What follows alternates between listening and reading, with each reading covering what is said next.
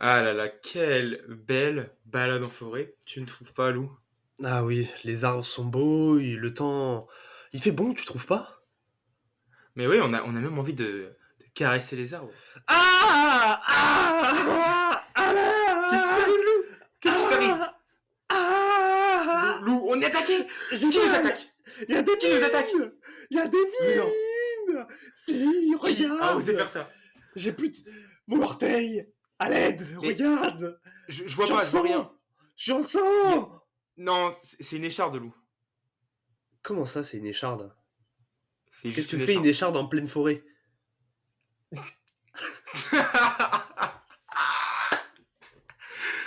Hey. Bienvenue, Évidemment, bienvenue sur cette... bienvenue.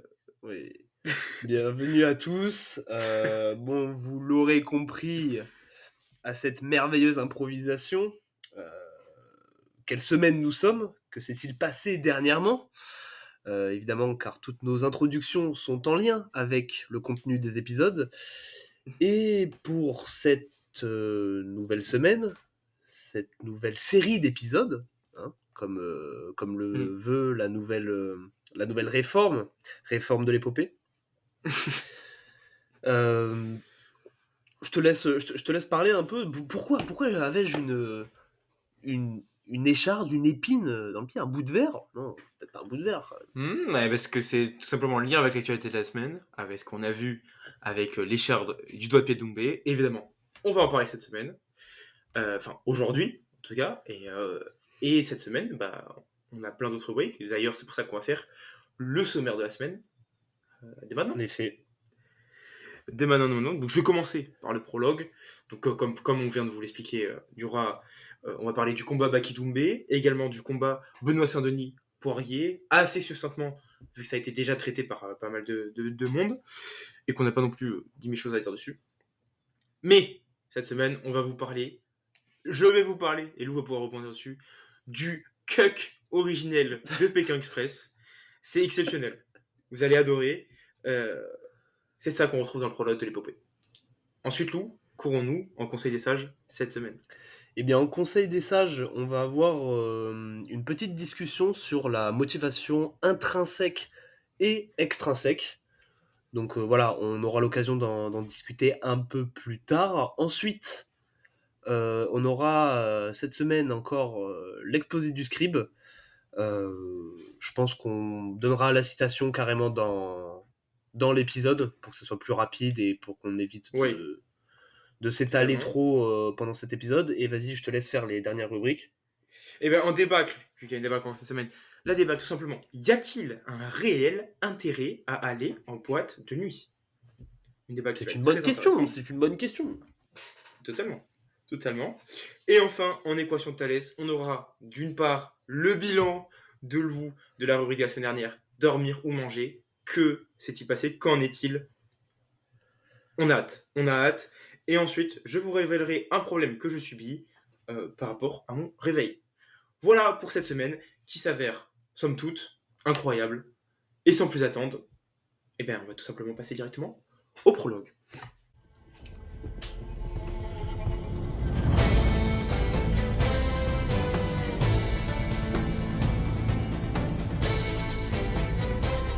Et pour ce prologue, je me suis enlevé mon écharde pour pouvoir parler librement dans cet épisode.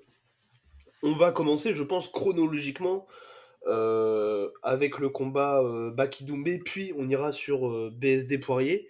Comme tu l'as dit, euh, c'est plus pour en vrai mettre un drapeau sur cet épisode, parler un peu de l'actualité, pour plus tard, si on réécoute, ça sera sympa. Ouais. Mais la plupart des choses ont été dites par les professionnels. Le Raptor, on a traité aussi, mais RMC Sport, etc. Et puis aussi, on a un œil de, comment dire, de spectateur plus que de professionnel. Donc, notre analyse sera un peu moins technique, mais pas moins intéressante que d'autres. Et voilà, bah, on va commencer par Bakinoubé. Donc, est-ce C'est que toi, parti. déjà, Enzo, t'as vu le combat en direct ou pas? Oui, oui, oui. Oui? Ok, Oui, je l'ai vu en tu direct. faisais quoi? T'étais tout seul Bon, j'étais dans le canapé, il y avait ma mère à côté, elle a regardé un truc à la télé, moi je regardais le combat sur mon ordi. Ok, d'accord. Ok, ok. Moi, je la regardais à la salle de boxe avec bah, du coup les gens de mon entraînement et tout, mon coach. Donc c'était assez sympa, bonne ambiance. Euh, Et qu'est-ce que t'en as pensé, toi, de ce combat? Bah déjà, honnêtement, il faut le dire, j'ai été très hype, très très très hype par le combat. Ok. Et même si le combat en soi, je pense que objectivement c'était pas peut-être pas le plus divertissant qu'on ait pu connaître, Mhm. parce qu'il y Ouais, avait je quand suis même beaucoup de d'accord. moments où il se passait pas grand chose et Doumbé attendait pour contrer, et Baki du coup il se jetait pas.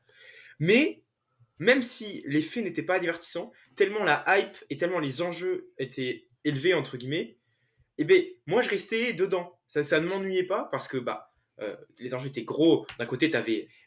En fait, tellement il y a eu de com autour de ce combat, t'es en mode qui va éteindre qui. Si Baki l'éteint Doumbé, c'est incroyable parce que Doumbé, sa carrière, il est dans la mouise de fou. Et Baki, bah, là, il va pouvoir monter. Si Doumbé, il éteint Baki, mais Doumbé, il est juste trop fort et sa com n'en est que plus belle. Et donc, on se disait que chaque seconde, j'avais cette petite, voilà, j'avais ce petit, pas ce stress, mais ouais, un peu cette petite pression de me dire, ouah, une seconde et ça peut se passer, ça peut être incroyable. Et C'est donc, ça. malgré ça, bah, j'ai été hype par ce combat. Donc, malgré tout, peu importe la fin, euh, le combat en soi, j'ai été diverti par le combat, ce qui est le but du sport au final. Il m'a diverti parce que j'ai reçu de la pression. Ok. Moi, j'ai trouvé ça. Alors, les deux combattants ont très bien fait leur job de leur côté. Cependant, comme tu l'as dit, je l'ai pas trouvé. J'ai pas trouvé que c'était le combat le plus divertissant. Alors après, normal parce que avec les enjeux, Baki allait pas se jeter pour subir un contre de Doumbé, c'est évident. Et pareil, Doumbé allait pas trop aller au corps à corps parce qu'il allait tout simplement se faire emmener au sol par Baki. Mm. Mais j'ai trouvé ouais, peu divertissant, c'est-à-dire que pendant 2 rounds entiers, c'était des jabs, quoi. Ça a fait la vanne à la salle de boxe en disant putain, des mois d'entraînement pour envoyer des jabs, quoi.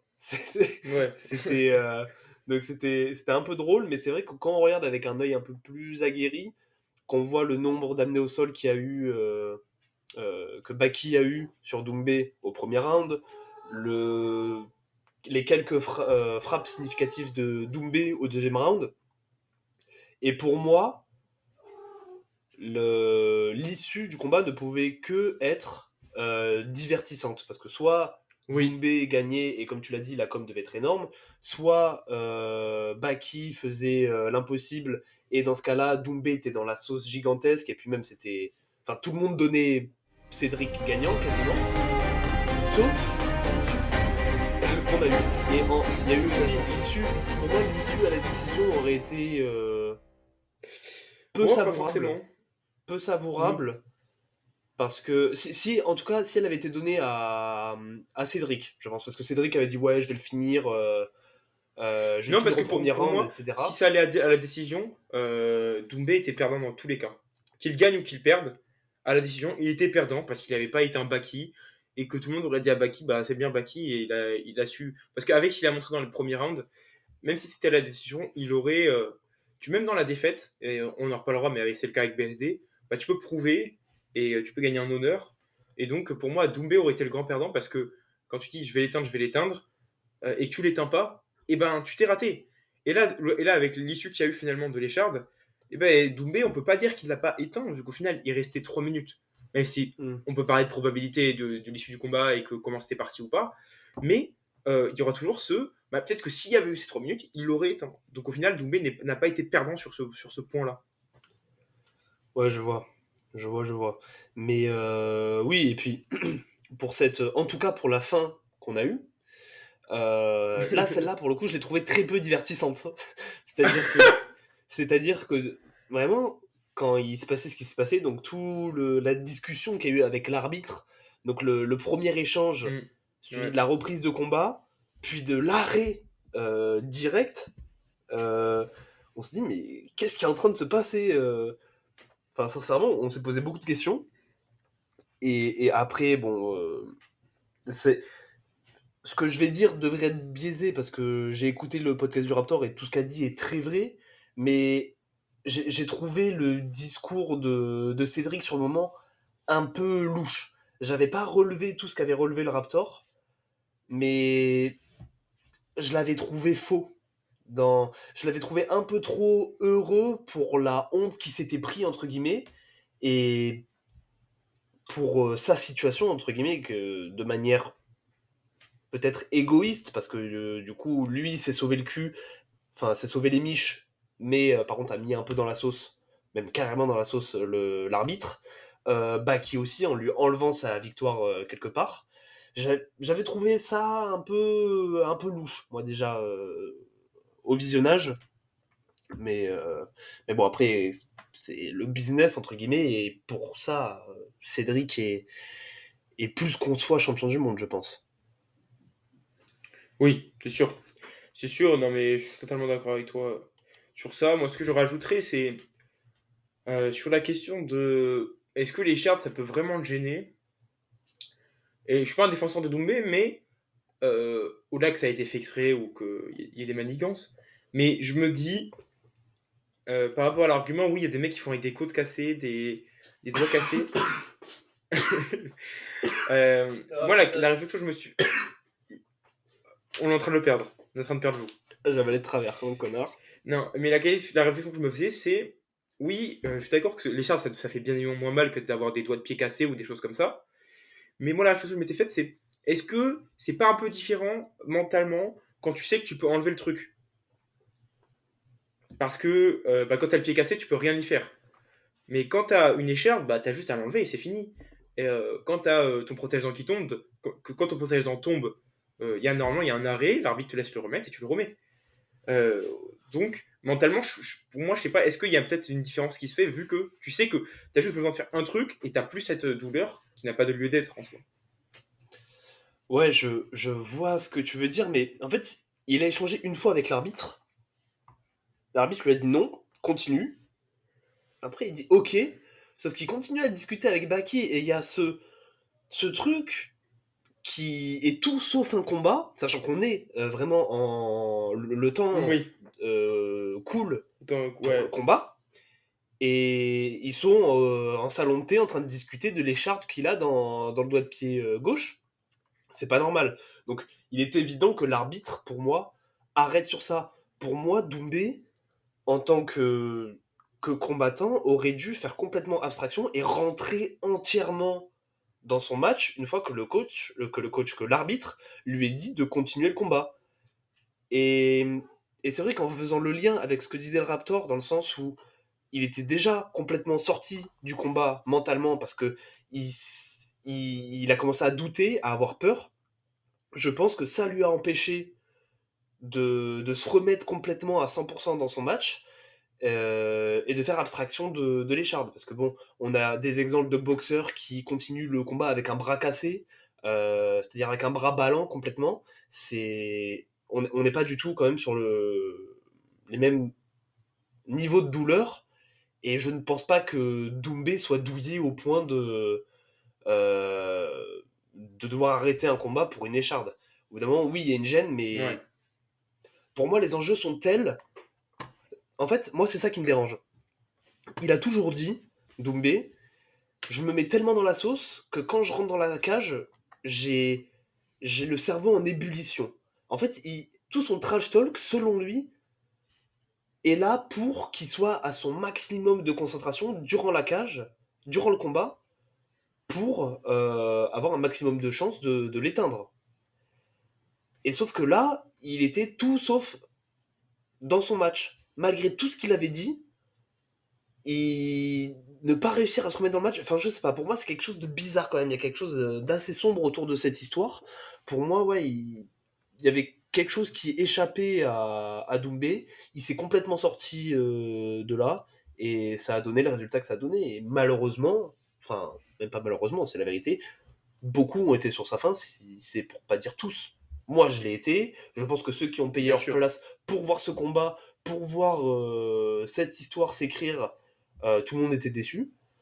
Donc non, je trouve ça peu responsable vis-à-vis de ceux Mais qui ont après, il y a payé leur peut-être le côté, place, peut-être qu'il a etc. réfléchi business et qu'il a vu l'opportunité de business. parce que le combat avait une telle hype que les places se sont vendues hyper rapidement. Baki, comme il a dit, ouais, la salle elle est pas assez grande, donc en gros, mettez un truc avec plus de place pour qu'on fasse plus de bif. Hmm. Euh, Je sais pas, moi et je pense pas parce que qu'il ait été si lucide, entre guillemets, à ce hmm, moment-là, pour calculer le fait d'un deuxième combat, truc. Moi je pense pas qu'il était si lucide. Je pense comme le Raptor qui s'est sorti de son match et que du coup il a pas forcément mesuré ses propos et ça, il a vraiment été étonné que le combat s'arrête, mais je pense pas qu'il ait poussé l'arrêt du combat, entre guillemets, pour éviter une vraie défaite et avoir non, un c'est permettre rematch une ou etc. revanche. C'est permettre une revanche parce que qu'il y ait eu défaite ou victoire de l'un des deux, personne ne veut une revanche. On s'en branle en fait. C'est Doumbé, il est vieux, Baki, il est jeune. C'est comme Jordan Zebo. Qui a demandé une revanche de Jordan Zebo et Cédric Doumbé? Personne. Jordan Zebo. Oui, ben voilà, mais est-ce que Doumbé va lui donner? Non, jamais, parce il lui a mis la lumière dessus. Mais à part Baki, qui reste-t-il en France que Doumbé pourrait affronter qui aurait cette hype? Je vois personne. Honnêtement, je vois personne. Bah, Et à part ça, il y a des têtes comme bah après ceux de l'UFC, mais bon, ils ont d'autres chats ben à fouetter en voilà, fait. ils sont à l'UFC, c'est bien ça le problème. Donc en fait, avoir un combat qui se vende aussi bien, Doumbé, il aurait pas retrouvé aussi vite, aussi rapidement. Et comme il dit, lui, il a fait sa carrière en kickboxing même si aujourd'hui il est en MMA. Je pense qu'aujourd'hui, Doumbé, ce qu'il veut, c'est mettre la daronne à l'abri. Et Oui, mais c'est ça pour c'est ça, c'est bien sûr, pour il a ça déjà qu'il allait dit, au hein. PFL. Oui, Bah oui, oui. voilà. Et donc, en fait, entre battre Baki et trouver un autre combat, ou alors avoir la possibilité de faire une revanche contre Baki et de refaire encore de la thune à côté, je pense qu'il y avait cette opportunité-là. Est-ce qu'il a réfléchi ou pas? Je ne sais pas. Tout ce que je dis, c'est que ça fait quand même une belle opportunité d'avoir une revanche contre Baki, parce qu'on sait que malgré tout, tu peux être déçu et tout. Les gens vont avoir. Moi, je vais le regarder en direct. Ouais, ouais. J'ai toujours cette question, est-ce qu'il y en a un des deux qui va atteindre l'autre? Et donc, tu as envie de voir ça. Donc, en fait, ils savent très bien que la hype, elle va perdurer. Donc, euh, donc voilà pour ce combat, je pense qu'on en a fini sur ça. Ouais, ouais, ouais, c'était assez clair, je pense. On va aller directement sur celui de Benoît Saint-Denis et Poirier. Je pense que là, ça va être. Enfin, de mon côté, ça va être un Mieux. peu plus court. Oui. Parce qu'il n'y a pas de grand événement comme celui de l'Écharde. Évidemment, pour ceux qui n'ont pas suivi, Benoît Saint-Denis, qui est un combattant français qui combat à l'UFC, qui est la plus grande organisation de MMA au monde, s'est battu contre Dustin Poirier, le troisième de sa catégorie de poids, euh, qui est une légende du MMA ayant battu les plus grands, la légende Conor McGregor, etc. Et malheureusement, notre Benoît Saint-Denis national a perdu au deuxième round par KO. Ça faisait assez bizarre. Honnêtement, moi je pensais ne jamais le voir KO. Avec son menton, sa barbiche bien solide, on dirait qu'elle est faite en métal. Je pensais ne jamais le voir KO de ma vie. Et ça m'a fait bizarre de le voir s'étaler sur le sol, ça m'a fait très bizarre. Ouais, moi, c'est particulier quand tu le vois, mais moi, ça me choquait pas. Parce qu'il avait déjà eu des moments où il avait été sonné, comme contre Dos Santos. Ouais. Mais après, au-delà de ça, je sais pas si t'as vu, mais ça, on le savait à peu près, hein, mais il était malade, fortement. Oui, oui, bah apparemment ça, c'est ce qu'il a dit sur ses réseaux et c'est ce qui a Ouais. été dit aussi sur RMC, je crois. Mais toute son équipe de Daniel Warin a été à l'hôpital une semaine avant l'événement. Toute Mais, l'équipe, pas seulement il est, Benoît. mais parce qu'il s'est soupçonné qu'il a eu un staphylocoque. Ça fait quoi ça déjà? Je sais pas, mais franchement, c'est vénère. Mais Ouais. en fait, le truc, c'est parce qu'il avait un bouton Mhm. au niveau du haut du visage, et que Ouais. souvent, ça, c'est un signe de staphylocoque. Et le truc, c'est que, surtout quand t'as un bouton, bah, du coup, t'as du sang qui peut couler facilement. Ouais. Et après, MMA, t'auras aussi, mais un staphylocoque, ça se transmet par le sang. Et si un Ouais. combattant a un staphylocoque avant un combat, le combat est annulé. Ok. Donc je pense que peut-être que Poirier le savait, qu'ils en ont peut-être pour aller Mhm. parler en interne avec Poirier, mais qu'ils l'ont pas dit peut-être officiellement pour ne pas annuler ce combat. Mais donc Oui, en tout peut-être. cas, et dans ce que tu vois dans le combat, c'est sûr que, et beaucoup l'ont dit avant de savoir à peu près, mais au deuxième round, il était vraiment oxy complet. Voilà, Benoît C'est Saint-Denis. c'est exactement la remarque, que je voulais faire, c'est-à-dire qu'il a fait un très beau premier round en prenant même le premier round, je pense, Ouais, en ouais, termes ouais. de coups significatifs, surtout d'amener au sol et de défense, les guillotines qu'il a défendues, et cetera. Mais, mais oui, il est arrivé deuxième round méconnaissable par rapport au premier, complètement essoufflé, complètement main basse, alors qu'on lui répète pourtant énormément à Benoît de monter les mains, enfin son équipe lui dit énormément, et là on l'a trouvé main complètement basse en fait. C'est ce qui se passe dans les sports de combat, hein, étant donné que je fais de la boxe, je peux en dire deux mots, mais quand t'es fatigué, tu retombes très vite dans tes travers. Ouais. Moi, mes travers sont de rester en garde et de pas bouger, en fait, de faire le sac, tout simplement, d'attendre que la tempête passe. Et une fois que le mec a fini, entre guillemets, s'est essoufflé avec sa série, bah, de faire une remise, alors qu'il faudrait essayer de couper la série en mettant des contres, etc. Et les travers de Benoît sont tout simplement de baisser ses mains et d'envoyer. Et évidemment, bah, en baissant les mains, il a laissé le menton à la fenêtre et ça a donné l'occasion à Poirier de passer ce très beau crochet. Hein. Il était en plein dans le mille, il faut le dire. Mm. Euh, et voilà, après, Poirier s'est très bien défendu. C'est un très grand combattant. Il a fait une très bonne performance aussi. Donc, tout ça a expliqué la défaite de Benoît. Mais Benoît a quand même monté d'un rang dans le ranking. C'est pour ça que je dis que je pense que peut-être que l'UFC était en interne au courant euh, du fait que Benoît était malade. Parce que même s'il livre une très très belle prestation, c'est très rare que l'UFC te fasse monter. Monter, on dit bien monter. Moi, je m'attendais à au moins, je pensais, j'étais presque sûr qu'il allait conserver son rang, vu la prestation qu'il a donnée, parce que c'était quand même 12e contre 3e.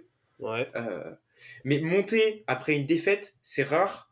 Euh, et il faut soit avoir fait vraiment un énorme combat et limite tu perds à la décision, sauf que là, Benoît il a perdu sur un KO et assez tôt dans le deuxième round quand même.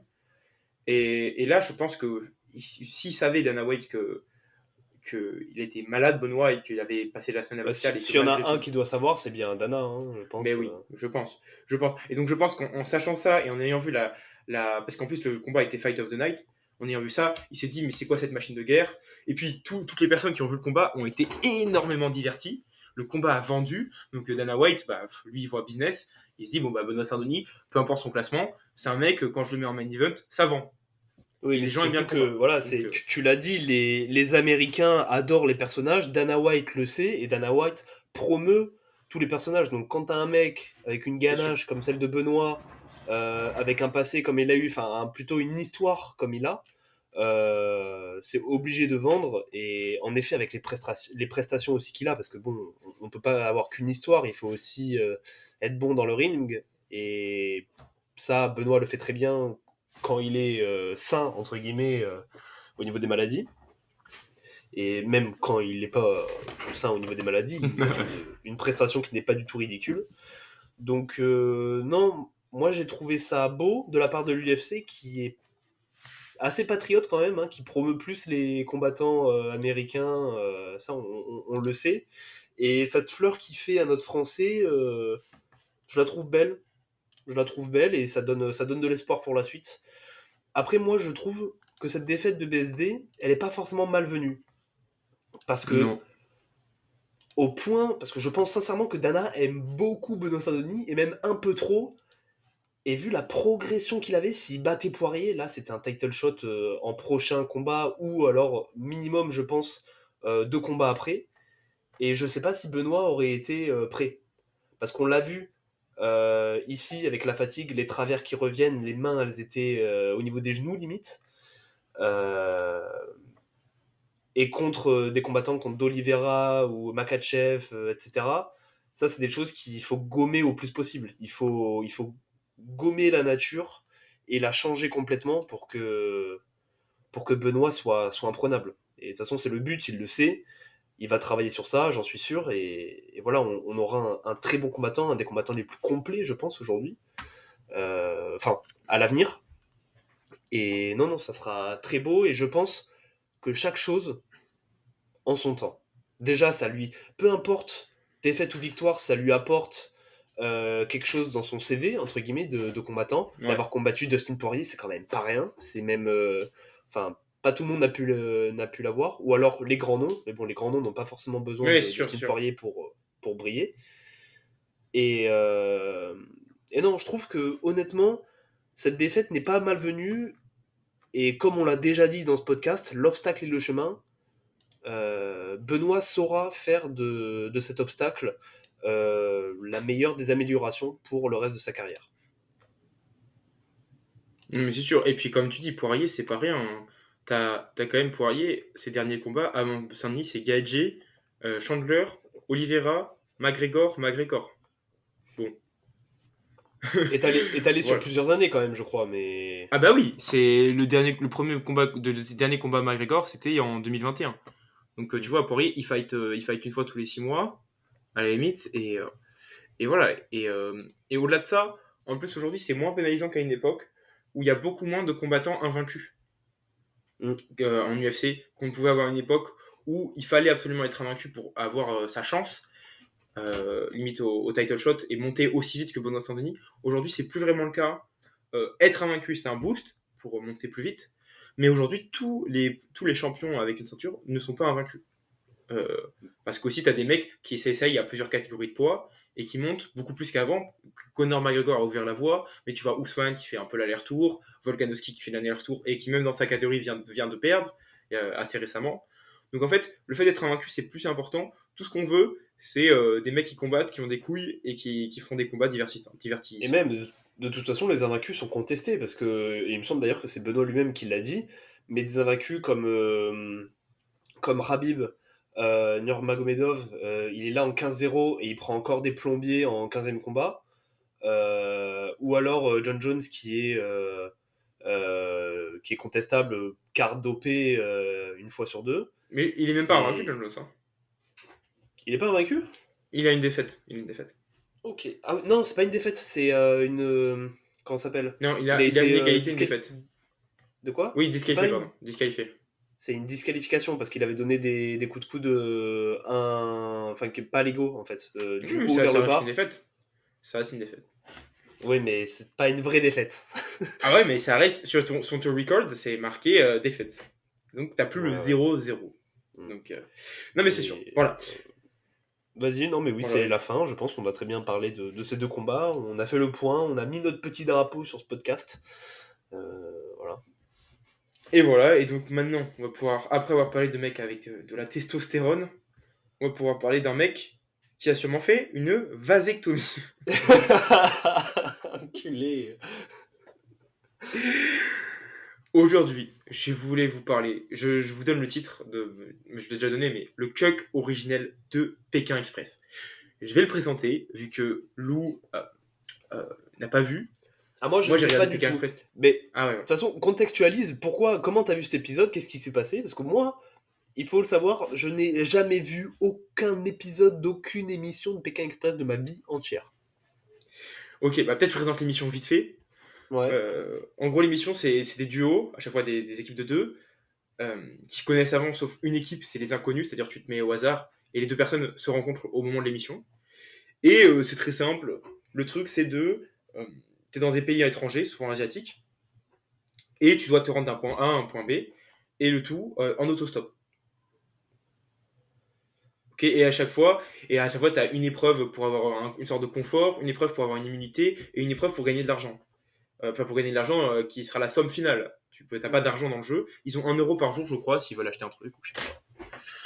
Et donc voilà, et à la fin, à la fin, en fonction de ton arrivée, t'as une épreuve qui s'appelle le duel final, où un duo choisit un autre pour s'affronter, et celui qui perd, il est éliminé ou pas en fonction, il y a une enveloppe qui peut te permettre d'être sauvé au hasard. C'est au hasard.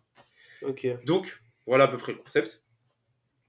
Évidemment, il y a plein de typos. Enfin, les groupes ne se ressemblent pas vraiment. À chaque fois, t'as des duos, t'as les collègues de travail, le couple, le père et sa fille, le grand-père et sa petite fille.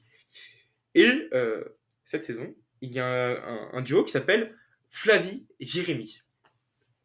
Il donne les noms. Oh, je drop, il n'y a aucun souci. toute façon, les gens reconnaîtront. Mais donc, en fait, juste comment je l'ai vu, parce que ma mère regardait, vu qu'elle était à mon appart pendant une semaine, et elle regardait, donc, vu que j'étais avec elle le soir, j'ai vu l'épisode, je regardais les épisodes, et c'était cool, on va dire.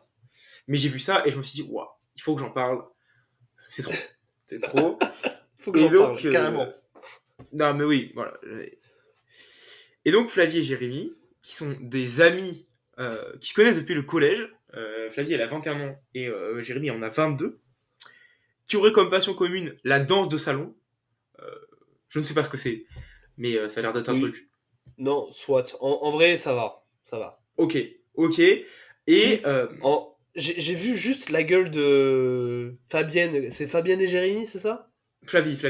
Flavie et Jérémy. Et ouais, Flavie et Jérémy. J'ai vu leur gueule. Bon, eux, ça se respecte pas, du coup, la danse de salon. Mais si, Ah vas-y, bah. t'es un peu Rital avec une petite blonde, tu fais de la danse de salon, bon, là, tu sais que... Là, faut pas trop tâter. Là, ça baise énormément. Totalement. Tu sais que, voilà, la Totalement. testo, elle est au max. Clairement. Et les deux sont suisses. D'accord. Bon, ça n'a pas de rapport, mais juste, voilà, je présente. Physiquement, Jérémy, c'est quoi? C'est des cheveux longs dégueulasses. D'accord, une sorte de mulet horrible, en sachant que ça se voit pas trop sur les photos, mais il les attache avec un chouchou bleu, un chouchou, d'accord, un chouchou. Jérémy a un mewing négatif, donc c'est-à-dire que la forme de sa bouche est vers le bas, comme s'il était débile, limite il a la bouche ouverte. Il est gringalé, il a une posture, à un moment, il y a une image à un moment où tu vois sa posture, il a la tête vers l'avant, un peu comme un bossu, c'est catastrophique. D'accord. Et là, on pourrait me dire, oui, mais pourquoi en parler? Parce que dire de cette rubrique? C'est tout simplement parce que c'est à mourir de rire quand on en a conscience. Mais Jérémy est dans une friend zone terrible. Et tout simplement, je pense que il fait cette aventure en se disant que c'était peut-être la solution pour qu'il arrive à pécho Flavie. En gros, pour faire ça, déjà, Jérémy, on peut se douter qu'il n'ait pas de meuf. D'accord? Parce que Pékin Express, c'est quand même une émission où tu pars, c'est des semaines, donc tu peux partir 6-7 semaines. Tu dors avec la personne, d'accord? Parce que tu dors chez l'habitant. Mm-hmm. Et donc ça m'étonnerait qu'une meuf, à part, je sais pas, peut-être, je signe l'hypothèse, mais te laisse pour partir ce genre de personne, semaines, oui. Pour ce genre de personne, cette semaine avec une autre meuf, avec qui tu vas dormir et tu te dis ouais, pas de soucis. Et surtout, fais Pékin Express, une aventure qui, malgré tout, fait resserrer les liens, parce que pendant 6 semaines, t'es avec une personne, t'es sous pression parce que t'as des épreuves, tu vis, t'as des émotions parce que tu vois des paysages magnifiques, ou tu rencontres des gens, ou des choses comme ça. Et donc, forcément, ça va resserrer les liens, et dire à ta meuf, ouais, je vais faire ça avec une meuf, on va resserrer les liens, chelou un peu. Donc, je pense que Jérémy est célibataire, et surtout, vu sa gueule, j'en suis quasi certain. Et ce qui est à mourir de rire, et c'est là qu'on voit que c'est le cuck originel, c'est que déjà quand il s'exprime, la voix elle est un peu trop aiguë. Mais en fait, quand vous regardez les moments par exemple où il gagne, tu regardes les contacts physiques, et tu vois qu'à chaque fois, Jérémy est dans un contact vraiment où tu te dis, mais il va l'embrasser, un truc comme ça. Et Flavie, elle est vraiment dans l'amical, ouais, on fait un câlin, mais c'est l'amitié, je suis trop contente pour nous, nanana. Et donc, c'est vraiment le cuck original, c'est-à-dire que le mec, la meuf, elle est en train de vivre une belle aventure, tu vois, elle va rentrer chez elle, elle va être contente. Et lui, il a prévu le truc. Lui, il a la trique toute la journée, cet enculé. Il est là dans la voiture, il attend qu'une chose, c'est qu'elle lui supplie, en fait, que ça soit arrêt à l'arrêt d'autoroute, parce que la conductrice a envie de pisser un peu. Et lui, il attend qu'une chose, lui choper la tignasse, là, la plaquer contre le carreau de la... Bon, mais après, vu la gueule, je sais pas s'il en est capable. En dehors de ça, c'est ce genre de scénario qu'il a dans la tête, le mec, toute la journée. Toute la journée, la nuit, quand ils dorment ensemble, mais laisse tomber. Il y a des... Heureusement que les caméras sont éteintes. Parce que s'il y avait les caméras infrarouges, l'autre dort, et on verrait un spectacle très sombre. Parce que lui serait réveillé, et il y aurait des petits mouvements. Mais totalement. Non, mais c'est vraiment. Je suis à la limite de conseiller de regarder. Je vous conseille de regarder des extraits. C'est à mourir de rire. Euh, Tu vois que le mec, t'as l'impression que tu te dis, parce que je me mets à sa place, enfin, pas à sa place, mais j'essaie de faire le flashback de lui avant l'émission, où il s'est dit comme ça, il dit non, mais franchement, on va aller à Pékin Express à deux. Il n'y a aucun monde où je la chope pas. Ça n'arrive pas.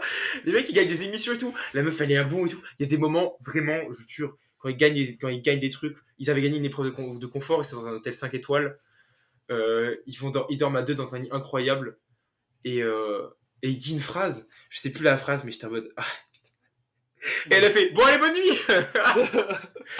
Et à un moment Ah où ouais, le lit je il est fais même grand, on pourrait se réchauffer à deux, genre et tout. un truc du style, ou aussi à un moment elle est à un balcon, limite il met ses bras autour d'elle et tout. Mais et en fait, c'est juste pour montrer à quel point la friend zone c'est terrible en vrai. C'est-à-dire que il faut en avoir conscience au bout d'un moment, et au bout d'un moment il faut lâcher le morceau, parce que le truc est que Flavie, tu vois, elle va profiter de l'aventure, et que lui, en fait, il va être que déçu de cette aventure. C'est-à-dire il peut aller en finale gagner, il va pas gagner. Et en fait, le truc c'est qu'au-delà de ça, imaginons, il réussit, il réussit à la choper. Ça ne durera jamais, parce qu'en fait, s'il la chope, c'est juste parce qu'il va y avoir une confusion sentimentale de la meuf qui est de ouah, je ressens plein d'émotions avec Jérémy, alors que c'est les émotions de Pékin Express. Euh, et le jour où elle va revenir dans la vie normale et qu'il y aura plus les émotions de Pékin Express, elle va se rendre compte que c'était pas les émotions de Jérémy en fait. C'est comme quand tu chopes une meuf en colonie de vacances et qu'après c'est retour à l'école, c'est plus pareil. Tu vises quelqu'un en particulier, Enzo? Non, non, non, non, c'est un bien justement.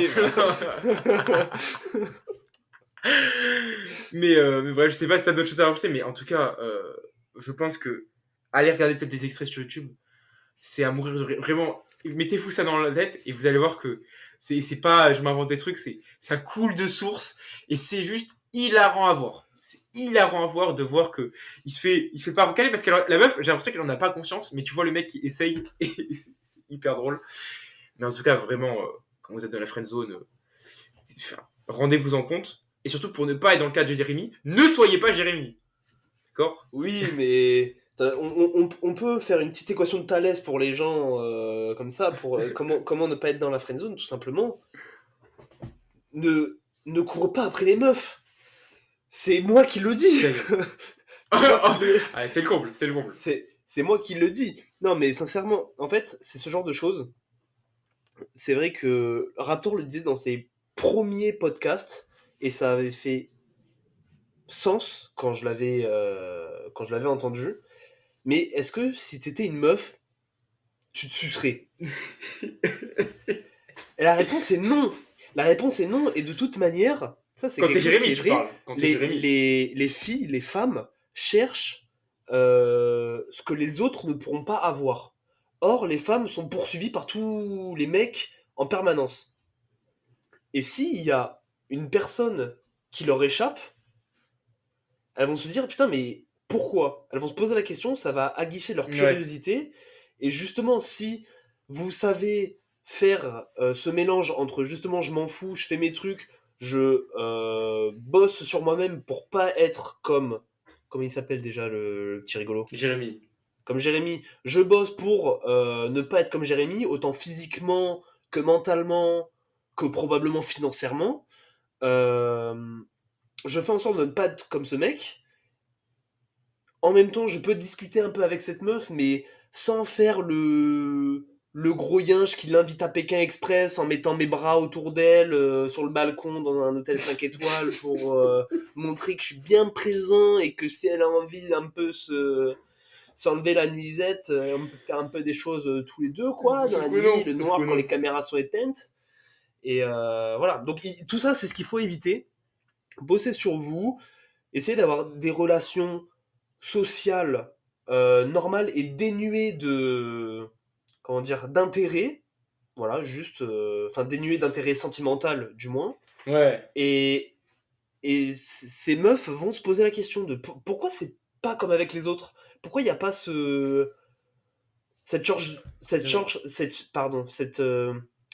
cette recherche un peu maladroite que tous les mecs ont avec moi. Et voilà, je pense, pour moi, c'est une des composantes de cette solution, à cette friendzone qui touche un grand nombre de nos soldats aujourd'hui.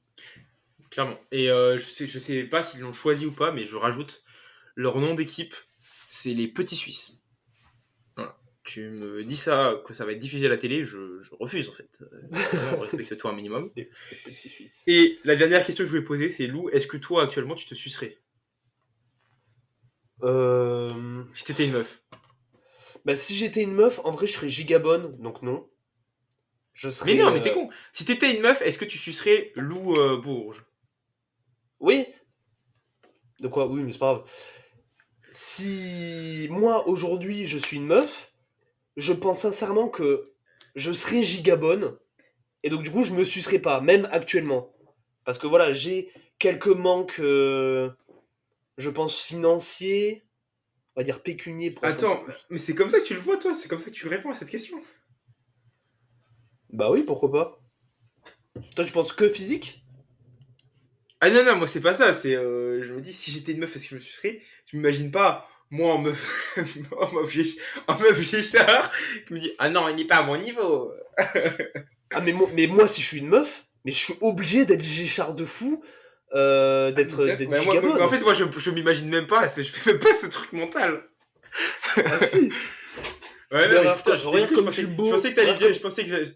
Regarde comme je suis beau en tant qu'homme, mais en tant que femme, Bah, mais je suis là, je suis Miss mais, Univers. mais je suis dégoûté, je pensais que t'allais dire oui, que tu te sucerais si t'étais une femme, parce que t'es en couple. Du coup, j'allais dire, ben voilà. Et t'as tout niqué. Ah, désolé. Désolé. On est là. Non, mais parce que les gens qui sont pas beaux, pardon de le dire comme ça, mais en tout cas qui sont pas encore, quand vous n'êtes pas amélioré, je pense que quand tu te poses la question, est-ce que je me sucerais, tu te mets pas, si j'étais en meuf, je serais dégueulasse, donc j'accepterais de sucer ce mec dégueulasse, mais plutôt, si j'étais meuf, est-ce que je sucerais ce mec? En fait, c'est juste se regarder dans le miroir et s'imaginer qu'on n'est pas cette personne. Je le trouve cataclysmique cette fin d'épisode. C'est dur, c'est dur, c'est C'est compliqué. très dur. Faut Bah, je qu'on pense que arrête d'enregistrer tard, hein. On a déjà eu cette réflexion une fois, on continue, c'est pas grave, on n'apprend pas de nos erreurs Bah bon, ici. bah écoute, autant couper là-dessus sur ce prologue. Je pense que on a dit ce qu'on avait à dire cette semaine. Cette semaine. Aujourd'hui, Aujourd'hui. mercredi soir, et évidemment, puisque ça va sortir ce soir, le jour même on enregistre. Wow. Et ouais, t'inquiète, le montage sera fait rapidement. On va pouvoir se retrouver demain, demain, pour le Conseil des Sages, motivation intrinsèque, extrinsèque. N'oubliez pas, sur le Instagram, dès le mercredi, on poste, enfin, dès que le premier épisode de la semaine sort, tout le sommaire de la semaine est publié sur Instagram. Comme ça, vous êtes au courant de tout ce qui sera dit dans la semaine. Et ainsi, vous pouvez choisir les podcasts qui peuvent vous intéresser, même si, évidemment, ils sont tous intéressants. Et en tout cas, ça vous permet de prioriser. Donc, allez nous Prioriser, non? Ouais, prioriser, je me suis rendu compte. Merci de me corriger pour nous.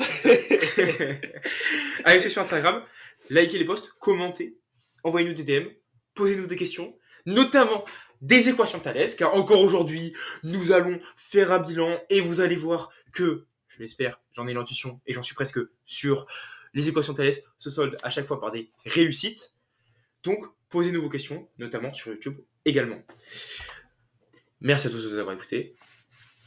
Et nous, on se retrouve demain. Demain, en effet. À demain tout le monde, soyez énormes.